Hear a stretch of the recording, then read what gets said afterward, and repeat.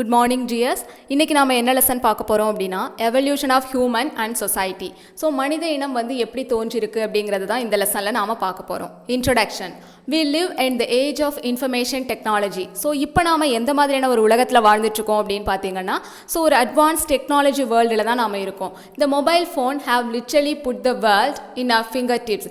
இப்போ நம்ம கையில் ஒரு மொபைல் இருக்குது அப்படின்னா இந்த உலகமே நம்மளோட கையில் இருக்குது அப்படிங்கிற மாதிரி அர்த்தம். ஏன்னா மொபைல் மூலமாக நாம் வந்து எல்லா விஷயத்தையுமே தெரிஞ்சுக்க முடியும். The all-encompassing knowledge that we possess now, which has helped in the development of powerful technology, did not emerge all of a sudden. So இப்போ வந்து என்னதான் நாம் வந்து மாடர்ன் டெக்னாலஜி இதெல்லாம் யூஸ் பண்ணிட்டு இருந்தாலும் ஒரு டெக்னாலஜி டெவலப் ஆகணும் அப்படின்னா வந்து ஸோ எதுவுமே வந்து சடனாக நடக்காது. ஸோ இதுக்கு வந்து பல வருஷங்கள் வந்து தேவைப்படுது. The foundation for a modern life was facilitated by the development of the process of cognition among the human ancestors in the prehistoric age. So இப்போ நாம் ஃபாலோ பண்ணிட்டுருக்க இந்த டெக்னாலஜி இதெல்லாமே வந்து நம்மளோட ஆன்சஸ்டர்ஸ், நமக்கு முன்னாடி வாழ்ந்தவங்க, அவங்களோட தாட் ப்ராசஸை ஃபாலோ பண்ணி தான் இப்போ இந்த மாதிரியான டெக்னாலஜி டெவலப்மெண்ட்ஸ் எல்லாம் நாம் வந்து ஃபாலோ பண்ணிகிட்ருக்கோம். Prehistoric people were the pioneers of creative knowledge. So இப்போ என்ன தான் நாம் வந்து நம்மளோட அறிவை வந்து கிரியேட்டிவ் திங்கிங் எவ்வளோ தான் நம்ம வளர்த்துக்கிட்டாலும் ஸோ இதுக்கு நமக்கெல்லாம் முன்னோடி யார் அப்படின்னு பார்த்தோன்னா நம்மளோட ப்ரீஹிஸ்டாரிக் பீப்புள் தான். From the artifact and the language they developed, we are able to understand how intelligent they were. So இப்போ வந்து நம்ம வந்து ஒரு விஷயத்தை ப்ரிசர்வ் பண்ணணும் அப்படின்னா வந்து நமக்கு வந்து ரொம்ப ஈஸி. ஏன் அப்படின்னா இப்போ எல்லாமே வந்து அவைலபிளாக இருக்குது. ஸோ நிறைய டெக்னாலஜி எல்லாமே டெவலப் ஆயாச்சு. ஆனால் இதுக்கு முன்னாடி எந்த ஒரு டெக்னாலஜி ஒரு டெவலப்மெண்ட் எதுவுமே இல்லாத ஒரு சுச்சுவேஷனில் ப்ரீ ஹிஸ்டாரிக் பீப்புள் வந்து எப்படி அவங்க வாழ்க்கை முறையை நமக்கு சொல்ல முடியும் அப்படின்னா அவங்க வந்து எந்த அளவுக்கு இன்டெலிஜென்ஸாக இருக்க முடியும் அப்படிங்கிறது வந்து உண்மையாகவே வந்து வியக்கத்தக்க ஒரு விஷயம் தான். ஸோ ஆர்டிஃபேக்ட் அப்படின்னா என்னன்னு பார்ப்போம். an object or tool made or modified by humans. இப்போ ஆர்டிஃபேக்ட் அப்படின்னா நமக்கு முன்னாடி வாழ்ந்தவங்களோட ஒரு மெட்டீரியல் ரிமைன்ஸ், அதை தான் வந்து நம்ம வந்து ஆர்டிஃபேக்ட் அப்படின்னு சொல்லுவோம். இப்போ எக்ஸாம்பிள் பார்த்திங்கன்னா இப்போது பிகினிங்கில் வந்து ஸ்டோன் ஏஜில் பார்த்தோம் அப்படின்னா மக்கள்லாம் வந்து டேரெக்டாக அவங்க கையில் கிடைக்கிற கல்லை தான் வந்து எடுத்து யூஸ் பண்ணிகிட்டு இருந்தாங்க. ஸோ அதுக்கப்புறம் பார்த்தோம் அப்படின்னா வந்து அதை கொஞ்சம் ஷார்பன் பண்ணி பாலிஷ் பண்ணி வெப்பன் அந்த மாதிரி யூஸ் பண்ண ஆரம்பிச்சிட்டாங்க. ஸோ இதுதான் வந்து ஆர்டிஃபேக்ட் அப்படின்னு சொல்லியிருக்காங்க. தென் காக்னிஷன்.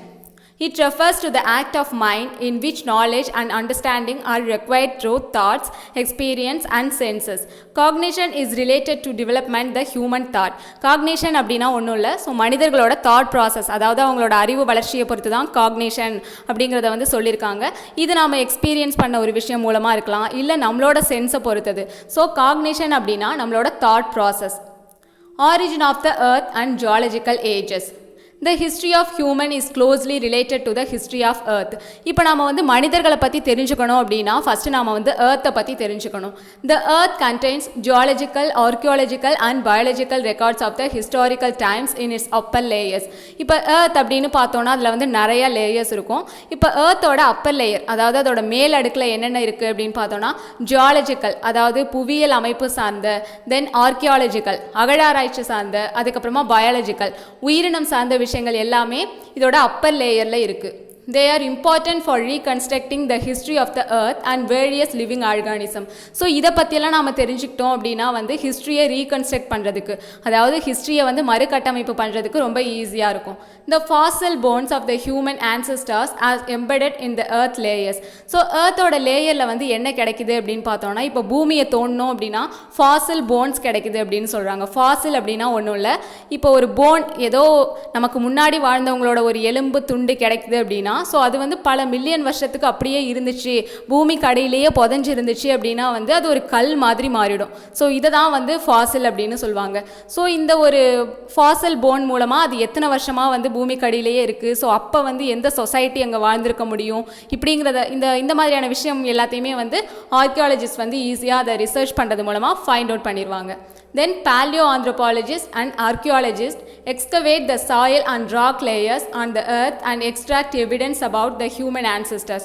ஸோ அதுக்கப்புறமா ஆந்த்ரோபாலஜிஸ்ட் அப்படின்னா வந்து இவங்க வந்து ஹியூமன் பீயிங்ஸ் பற்றி படிக்கிறவங்க, ஆர்கியாலஜிஸ்ட் அப்படின்னா வந்து அகழ்வாராய்ச்சி பண்ணுறவங்க. ஸோ இவங்க என்ன பண்ணுறாங்க அப்படின்னா ஏர்த்தை வந்து தோன்றது மூலமாக, இல்லை ராக் ஏதோ ஒரு பாறை இருக்குது அப்படின்னா அதில் எவ்வளோ லேயர்ஸ் இருக்குது அப்படின்னு பார்க்குறது மூலமாக நம்மளோட ஆன்சஸ்டர்ஸ் பற்றின இன்ஃபர்மேஷனை நமக்கு தராங்க. These layers and the fossils are scientifically dated to the study of various stages in human evolution and prehistory. So இந்த லேயர்ஸை வந்து ஸ்டடி பண்ணுறது மூலமாக prehistoric people பற்றி நம்மளால் நிறைய விஷயங்கள் தெரிஞ்சுக்க முடியுது. Through the gathered evidence, they attempt to understand the evolution of human history and developments in a chronological order. So இப்படி நிறைய விஷயங்கள் கிடைக்கிறது மூலமாக இன்னும் நாம் வந்து மனித இனம் எப்படி தோன்றிருக்கு அப்படிங்கிறத பற்றி தெரிஞ்சுக்கணும் அப்படின்னு ஒவ்வொரு லேயராக வந்து அவங்க தோண்டிட்டு ஆராய்ச்சி பண்ணிகிட்டே போகிறாங்க. ஸோ இதனால் வந்து குரோனாலஜிக்கல் ஆர்டர், ஸோ அடியில் போக போக ஏதோ ஒரு சொசைட்டி வந்து அவங்களால ஃபைண்ட் அவுட் பண்ண முடியுது. ஸோ இது மூலமாக ஹிஸ்ட்ரியை வந்து அவங்க குரோனாலஜிக்கல் ஆர்டரில் நமக்கு சொல்கிறாங்க. தென் ஆர்கியாலஜி அப்படின்னா என்னென்னு பார்க்கலாம். The study of human past through the analysis and interpretation of the material remains.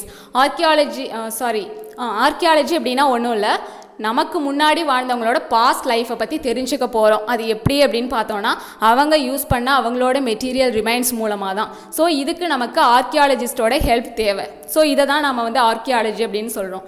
Then பாலியோஆந்த்ரோபாலஜி is the study of human ancestor and their evolution by the study of the fossil remains. So இதுவும் அப்படி தான். பாலியோஆந்த்ரோபாலஜி அப்படின்னா இப்போது பல வருஷமாக ஒரு பொருள் வந்து பூமிக்கடியில் புதைஞ்சிருக்கு அப்படின்னா வந்து அது வந்து கல்லாக மாறிடும் அப்படின்னு பார்த்தோம். ஸோ அந்த மாதிரியான ரிமைன்ஸை வந்து ரிசர்ச் பண்ணுறது மூலமாக ப்ரீஹிஸ்டாரிக் பீப்புளை பற்றி நமக்கு சொல்லுவாங்க. ஸோ இதுதான் வந்து பாலியோஆந்த்ரோபாலஜி. தென் the earth was formed approximately 4.54 billion years ago. So இப்போ பூமி வந்து உருவாகி ஒரு 4.54 பில்லியன் இயர்ஸ் ஆகுது அப்படின்னு சொல்லியிருக்காங்க. Gradually conditions emerge for the growth of organism. So படிப்படியாக தான் வந்து இங்கே வந்து லிவிங் ஆர்கனிசம் வந்து உருவாக ஆரம்பிச்சிருக்கு. Then plants and animals came into being and thereby foundation was laid for the evolution of humans. So ஸ்டார்டிங்கில் பார்த்தோன்னா இங்கே வந்து பிளான்ட்ஸ் உருவாகுது, அதுக்கப்புறமா வந்து ஆனிமல்ஸ் உருவாகுது. ஸோ அதுக்கப்புறமா தான் வந்து ஹியூமன் பீயிங்ஸ் வந்து எவாலுவேட் ஆகுறாங்க. The long span of time in the earth history is divided into eras, period and epochs by the geologist. இப்போ வந்து ஹிஸ்ட்ரியில் வந்து ஒரு டேட்டை வந்து மென்ஷன் பண்ணும்போது ஈழா அப்படின்னு சொல்லுவாங்க, இல்லை பீரியட் அப்படின்னு சொல்லியிருக்காங்க, தென் எஃபெக்ட்ஸ் அப்படின்னு சொல்லியிருக்காங்க. ஸோ இதெல்லாம் இந்த மாதிரியான நேம்ஸ் யார் கொடுப்பாங்க அப்படின்னு பார்த்தோன்னா ஜியாலஜிஸ்ட் வந்து தராங்க. The earliest trace of life in the form of microorganism emerged 3.5 billion years ago. Micro organism அப்படின்னா வந்து இந்த ஒரு செல் உயிரி அந்த மாதிரி சொல்லுவோம் இல்லையா. ஸோ அதெல்லாம் பூமியில் உருவாகி ஒரு 3.5 பில்லியன் இயர்ஸ் ஆகுது அப்படின்னு சொல்கிறாங்க. ஸோ அதுக்கப்புறமா பார்த்தோன்னா the primitive multicellular form of the life first appeared in the Proterozoic era about 600 to 542 million years ago. So அதுக்கப்புறம் மல்டி செல்லுலார் அப்படின்னு பார்த்தோன்னா பல செல் உயிரினங்கள். இந்த பல செல் உயிரினங்கள்லாம் தோன்றி ஒரு 600லேருந்து 542 மில்லியன் வருஷம் ஆகுது அப்படின்னு சொல்கிறாங்க. ஸோ இந்த ஒரு பர்டிகுலர் பீரியடை என்ன சொல்கிறாங்க அப்படின்னு பார்த்தோன்னா ப்ரோட்டோரோசாயிக் ஈரா அப்படின்னு சொல்கிறாங்க. ஸோ அதுக்கப்புறம் பார்த்தோன்னா பாலியோசாயிக் ஈரா. ஸோ இங்கே எதெல்லாம் வந்து அப்பியர் ஆகிருக்கு அப்படின்னு பார்த்தோன்னா ஃபிஷ் அண்ட் ரெப்டைல்ஸ், அதாவது ஊர்வன, அதுக்கப்புறமா மீன்கள். ஸோ இதெல்லாமே வந்து இந்த பாலியோசாயிக் ஈராவில் வந்து அப்பியர் ஆகிருக்கு. தென் டினோசரஸ் எக்ஸிஸ்டட் இன் த மீசோசாயிக் ஈரா. டைனோசர் காலம் அப்படின்னு சொல்கிறாங்க இல்லையா. ஸோ அதை வந்து மீசோசாயிக் ஈரா அப்படின்னு சொல்லியிருக்காங்க. ஆஸ்ட்ரலோபித்தெசன்ஸ் appeared in the Cenozoic era which comments about 66 million years ago. அதுக்கப்புறம் ஆஸ்ட்ரலோபித்தெசன்ஸ் அப்படின்னா என்ன அப்படின்னு பார்த்தோன்னா அதாவது மனித குரங்குகள். ஸோ இந்த மனித குரங்குகள் அப்பியர் ஆகி ஒரு 66 மில்லியன் வருஷம் ஆகுது அப்படின்னு சொல்லியிருக்காங்க. ஸோ இப்போ நாம் வந்து ஆஸ்ட்ரலோபித்தெசன்ஸ் பற்றி தான் வந்து பார்க்க போகிறோம். The apes from which modern humans evolve. So இது மனித குரங்கிலிருந்து தான் பார்த்தோம் அப்படின்னா மனிதர்கள், இப்போ இருக்க மனிதர்கள் வந்து உருவாயிருக்காங்க அப்படின்னு சொல்லியிருக்காங்க. Now they are extinct but they are considered to be the close relative of the human. So இப்போ வந்து இந்த அதாவது மனித குரங்கு இந்த இனம் வந்து இல்லை, அழிஞ்சிருச்சு. ஆனால் வந்து இதுக்கும் நம்மளோட மனிதர்களுக்கும் வந்து ஒரு க்ளோஸ் ரிலேஷன்ஷிப் இருக்குது அப்படின்னு சொல்லியிருக்காங்க. Then human enquiries into the past and origin of the world. The age of speculation. Humans are the only species on the earth concerned with understanding as well as explaining the world and the universe. So இப்போ மனிதர்களால் மட்டும்தான் வந்து எந்த ஒரு விஷயத்தையும் வந்து புரிஞ்சிக்க முடியும் அண்ட் எக்ஸ்பிளைன் பண்ண முடியும். இந்த course of evolution human became conscious and knowledgeable. So human evolution அப்படிங்கிற ஸ்டேஜில் பார்த்தோம் அப்படின்னா மனிதர்களுக்கு வந்து கொஞ்சம் கொஞ்சமாக அவங்களோட அறிவு வளர்ச்சி வளர்ந்துட்டே இருக்குது. They turned curious and began to think and ask questions about nature, organism and the world around them. So அப்படி படிப்படியாக அவங்களோட நாலேஜ் வந்து எக்ஸ்டெண்ட் ஆகும்போது அவங்களுக்கு வந்து நிறைய கொஷின்ஸ் வருது. ஸோ நேச்சர்னா என்ன, ஆர்கானிசம்னா என்ன அப்படின்னு அவங்கள சுற்றி நடக்கிற விஷயங்கள் எல்லாத்தையுமே வந்து கொஷின் பண்ண ஆரம்பிக்கிறாங்க. At first they considered nature as God. So first வந்து அவங்க என்ன நினச்சாங்க அப்படின்னு பார்த்தோன்னா நேச்சர் தான் வந்து காட் அப்படின்னு நினச்சிருக்காங்க. They worship sun, moon and various natural forces about which they develop their own understanding. So first அவங்க பார்த்தோம் அப்படின்னா சன்னை வழிபட்டிருக்காங்க, மூனை வழிபட்டிருக்காங்க. ஸோ இந்த மாதிரியான நேச்சுரல் ஃபோர்ஸஸ் எல்லாத்தையுமே வந்து வழிபட்டிருக்காங்க. The lack of scientific knowledge and the creation of the world is reflected in the ancient writings and religious literature. So அந்த காலத்துலேருந்து நமக்கு கிடைச்ச லிட்ரேச்சர்ஸ்லாம் என்ன பார்த்தோம் அப்படின்னா அவங்களுக்கு வந்து ஒரு சயின்டிஃபிக் நாலேஜே இல்லை. ஸோ எல்லாத்துக்குமே அவங்க வந்து ரிலீஜனை தான் வந்து டிபெண்ட் பண்ணி இருந்திருக்காங்க அப்படிங்கிறது தெரியுது. Then scientific foundation of geology, biology and archaeology. The beginning of history writing can be traced on the ancient Greeks. So க்ரீக்கில் தான் வந்து ஃபஸ்ட்டு வந்து ஹிஸ்ட்ரியை வந்து எழுத ஆரம்பித்தாங்க. Herodotus is considered the father of history because the history he wrote was humanistic and rationalistic. So வந்து Herodotus இவர் வந்து க்ரீக்கை சேர்ந்தவர், இவர் தான் வந்து ஃபாதர் ஆஃப் ஹிஸ்ட்ரி அப்படின்னு சொல்கிறோம். இவர் வந்து எப்படி ஹிஸ்ட்ரி எழுத ஆரம்பித்தார் அப்படின்னு பார்த்தோன்னா ஒரு ஹியூமனிஸ்டிக் வே, அதாவது ஒரு மனித நேயத்தோட, அதுக்கப்புறமா ரேஷனலிஸ்டிக் கொஞ்சம் அறிவு சார்ந்த விஷயங்களை எழுத ஆரம்பித்தார். இந்த middle ages people were preoccupied with religion. So middle ஸ்டேஜில் மக்கள் எப்படி இருந்தாங்க அப்படின்னு பார்த்தோன்னா எல்லாத்துக்குமே வந்து ரிலீஜனை தான் வந்து டிபெண்ட் பண்ணி இருந்தாங்க. But the real scientific enquiries became stronger only around 15th and 16th century. So அதுக்கப்புறமா மக்கள்கிட்ட வந்து ஒரு சயின்டிஃபிக் தாட் எப்போ வர ஆரம்பிச்சது அப்படின்னு பார்த்தோன்னா 15th and 16th century. அப்போ என்ன நடந்துச்சு அப்படின்னா the Renaissance movement in Europe playing an influential role in the rational thinking. So அப்போ தான் வந்து யூரோப்லேருந்து ரினாய்சன்ஸ் அப்படின்னா வந்து ரீபத், மறுமலர்ச்சி காலம் அப்படின்னு சொல்லியிருக்காங்க. ஸோ மக்களை வந்து ரேஷ்னலாக திங்க் பண்ண வச்சுது.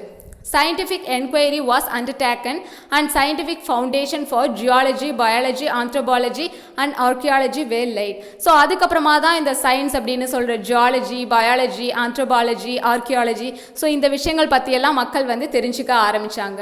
Numerous ideas were articulated by various learned men in this field during this period. So அதுக்கப்புறமா இது பற்றின நிறைய ஐடியாலாம் வந்து படித்தவங்க எல்லாருமே வந்து ஸ்ப்ரெட் பண்ண ஆரம்பித்தாங்க. Through their enquiry and observation, scholars believe that the evidence for the origin of the earth and the organism lay in the upper layers of the earth. So அதுக்கப்புறமா தான் ஒரு ஸ்காலர்ஸ் எல்லாம் என்ன பண்ணாங்க அப்படின்னா ரிசர்ச் பண்ணி நிறைய விஷயங்கள் தெரிஞ்சுக்கிட்டதுக்கு அப்புறமா தான் ஏர்த்தோட அப்பர் லேயரில் தான் இந்த மாதிரியான லிவிங் ஆர்கானிசம் எல்லாமே இருக்குது அப்படிங்கிறத வந்து நம்ப ஆரம்பித்தாங்க. ஸோ அதுக்கப்புறமா அவங்க வந்து சயின்டிஃபிக் என்கொயரி எல்லாம் பண்ண ஆரம்பிச்சிட்டாங்க. ஏன் அப்படின்னு பார்த்தோன்னா the interest in collection of archaeological remains and the opening of museum after the renaissance movement. So archaeological remains, so இதுக்கு முன்னாடி வாழ்ந்த மக்கள் அவங்க யூஸ் பண்ண பொருட்கள்லாம் எங்கே கிடைக்குது அப்படின்னு தேடி கண்டுபிடிக்க ஆரம்பித்தாங்க. ஸோ அந்த ரிமைன்ஸ் எல்லாம் கலெக்ட் பண்ணி இவங்களே வந்து ஒரு மியூசியம் வந்து கிரியேட் பண்ணாங்க. The development of ideas of stratigraphy and geology. Stratigraphy அப்படின்னா இப்போ ஏர்த்தாக இருக்கட்டும் இல்லை ஒரு ராக்காக இருக்கட்டும், அதில் வந்து நிறைய லேயர்ஸ் இருக்கும். ஒவ்வொரு லேயர் பற்றி படிக்கிறது தான் வந்து ஸ்ட்ராட்டிகிராஃபி. ஸோ அது வந்து டெவலப் ஆக ஆரம்பிச்சது. Darwin's theory of biological evolution. So Charles டார்வினோட evolution theory. Then discovery of human and animal fossils, stone tools, artifact of early civilization. So அதுக்கப்புறம் பார்த்தீங்கன்னா நிறைய வந்து கண்டுபிடிச்சிருக்காங்க. அதாவது ஃபாசில்ஸ், அப்புறம் மக்கள் யூஸ் பண்ண ஸ்டோன் டூல்ஸ், ஆர்டிஃபேக்ட், இது எல்லாமே வந்து கிடச்சிருக்கு. the ability to decipher early script. அதுக்கப்புறம் பார்த்தோன்னா அந்த காலத்தில் மக்கள் வந்து எந்த மாதிரியான ஸ்கிரிப்டெல்லாம் எழுதி வச்சாங்க அதையும் வந்து டெசிஃபர் பண்ண ஆரம்பிச்சிட்டாங்க. So stratigraphy, the study of origin, nature and relationship of rock and soil layers that were formed due to the natural and cultural activities. So stratigraphy அப்படின்னா நான் ஆல்ரெடி சொன்ன மாதிரி இப்போ ஒரு சாயில் இருக்குது அப்படின்னா அதில் வந்து நிறைய லேயர்ஸ் இருக்கும். அதே மாதிரி ராக் இருக்குது, ஒரு பாறை இருக்குது அப்படின்னா அதுலேயும் வந்து நிறைய லேயர்ஸ் இருக்கும். ஸோ இந்த லேயர்ஸை பற்றி ஸ்டடி பண்ணுறது தான் வந்து ஸ்ட்ராட்டிகிராஃபி. Then oldest museum. The Museum of Enigality in Nana is Mesopotamia was established in 530 BCE. So எனிகால்டி நன்னா அப்படிங்கிற மியூசியம் பார்த்திங்கன்னா மெசபடோமியாவில் இருக்குது. ஸோ இது வந்து இவங்க வந்து ஒரு பிரின்சஸ் தான் இதை வந்து க்ரியேட் பண்ணியிருக்காங்க. இவங்க யார் அப்படின்னு பார்த்தோன்னா ஒரு பாபிலோனியன் கிங், அவங்களோட daughter. Then Capitoline museum in Italy. So அதுக்கப்புறம் பார்த்தோன்னா ஒரு ஓல்டஸ்ட் மியூசியம் அப்படின்னு வந்து இட்டாலியில் இருக்க கேபிட்டோலியன் மியூசியமை சொல்லியிருக்காங்க. Then Ashmolean museum at Oxford university. So it is the oldest university museum in the world. So இது வந்து எப்போ எஸ்டாப்ளிஷ் பண்ணியிருக்காங்க அப்படின்னு பார்த்தோன்னா 1677 CE. Then Herbert Spencer's and Charles Darwin theory and biological evolution, concept of natural selection and survival of the fittest contributed to the scientific understanding of human origin. So மனிதர்களோட தோற்றம் பற்றி மக்கள் வந்து தெரிஞ்சுக்கிறதுக்கு இன்னும் ஹெல்ப்ஃபுல்லாக இருந்த விஷயம் என்ன அப்படின்னு பார்த்தோன்னா Herbert Spencer and Charles Darwin அவங்களோட எவல்யூஷன் தியரி தான். சார்ல்ஸ் டார்வினோட ஒர்க்ஸ் என்னென்ன அப்படின்னு பார்த்தோன்னா on the origin of species in 1859. Then descent of man அது வந்து எப்போ இஷ்யூ பண்ணியிருக்காங்க அப்படின்னு பார்த்தோன்னா 1871. Then natural selection, the process by which organisms that are better adapted to their environment would survive and produce more offspring. இப்போ இப்போ வந்து ஒரு ஆர்கானிசம் இருக்குது அப்படின்னா அது வந்து அதை சுற்றி இருக்க சூழலை வந்து ஃபர்ஸ்ட் வந்து அடாப்ட் பண்ணிக்கணும். ஸோ அப்போ தான் வந்து அதால் வந்து சர்வை பண்ண முடியும். Then survival of the fittest அப்படின்னா என்ன அப்படின்னு பார்த்தோன்னா survival of the form will leave the most copies of the itself in successive generation. So நம்மளோட ஜென்ரேஷனை வந்து சக்ஸஸ் பண்ணணும் அப்படின்னா நாம் வந்து நம்மளோட ஃபிட்னஸை வந்து சர்வே பண்ணணும் அப்படின்னு சொல்லியிருக்காங்க. தென் Fazil, prehistoric animal or plant that turns into stone over a period of time because of chemical and physical process. So already சொன்ன மாதிரி தான் இப்போ ஒரு கல் இருக்குது, ஒரு ட்ரீ இருக்குது, இல்லை ஒரு போன் இருக்குது அப்படின்னு எடுத்துக்கிட்டோன்னா ஸோ அது வந்து நிறைய மில்லியன் வருஷத்துக்கு வந்து அப்படியே இருந்துச்சு அப்படின்னா வந்து அது கல்லாக மாறிடும். ஸோ இதை தான் நாம் வந்து ஃபாசில் அப்படின்னு சொல்கிறோம். The idea of 3-age system propose by C.J. Thomsen became the basis for understanding early human history. So அதுக்கப்புறம் என்ன பண்ணாங்க அப்படின்னா C.J. தாம்சன் அப்படிங்கிற ஒருத்தர் வந்து 3-age சிஸ்டம் அப்படிங்கிற ஒரு கான்செப்டை வந்து ப்ரொப்போஸ் பண்ணுறாரு. ஸோ அது என்ன அப்படின்னா அது ஒன்றும் இல்லை, அவங்க வந்து ஃபஸ்ட்டு வந்து அவங்களுக்கு கிடைக்கிற ஆர்டிஃபேக்ட் எல்லாத்தையும் வந்து தனித்தனியாக பிரித்து வைக்கிறாங்க. இப்போ வந்து ஸ்டோன் டூல்ஸ் நிறையா கிடச்சிது அப்படின்னா அதை தனியாக எடுத்து வைக்கிறாங்க. ஸோ இந்த மாதிரி மெட்டல்ஸ், அதாவது மெட்டலுக்கு ஏற்ற மாதிரி ஒவ்வொன்றையும் வந்து பிரித்து வைக்கிறாங்க. ஸோ அவங்களுக்கு அதிகமாக கிடைச்சது என்னென்ன அப்படின்னு பார்த்தோம்னா stone, bronze and iron. So இது மூணையும் பிரித்து 3-age சிஸ்டம் அப்படின்னு வந்து அந்த ஒரு கான்செப்டை கொண்டு வந்திருக்காங்க. ஸோ ஃபஸ்ட்டு பார்த்தோம்னா stone age, the period when stone was mainly use for making implement. Stone age அப்படின்னு பார்த்துக்கிட்டோன்னா மக்கள் வந்து அவங்களோட எல்லா தேவைகளுக்கும் வந்து ஸ்டோனை தான் யூஸ் பண்ணியிருப்பாங்க. தென் பிரான்ஸ் ஏஜ், ஸோ அவங்களுக்கு ஒரு பீரியட்லேருந்து கிடைக்கிற மெட்டீரியல் எல்லாமே வந்து பிரான்ஸில் இருந்துச்சு அப்படின்னா அதுதான் வந்து பிரான்ஸ் ஏஜ் அப்படின்னு சொல்கிறாங்க. தென் அயன் ஏஜ், ஸோ ஒரு பீரியட் வந்து எல்லாமே வந்து அயனால் யூஸ் பண்ணியிருக்காங்க அப்படின்னா அது வந்து அயன் ஏஜ் அப்படின்னு சொல்கிறாங்க. Since the 19th century, scholars have used advanced scientific techniques and undertook systematic studies to contribute the current state of knowledge of prehistory. So 19th centuryக்கு அப்புறமா தான் என்ன பண்ணாங்க அப்படின்னா ஸோ மனிதர்களை பற்றி தெரிஞ்சுக்கிறதுக்கு சயின்டிஃபிக் டெக்னிக்ஸ் எல்லாம் வந்து ஃபாலோ பண்ண ஆரம்பிச்சிட்டாங்க. Now the theory of human evolution is widely accepted. So இப்போ பார்த்தோம் அப்படின்னா அவங்களோட எவல்யூஷன் தியரியை வந்து எல்லாருமே அக்செப்ட் பண்ணிட்டாங்க. ஸோ பேலன்ஸ் வந்து நெக்ஸ்ட் வீடியோவில் பார்க்கலாம். தேங்க்யூ.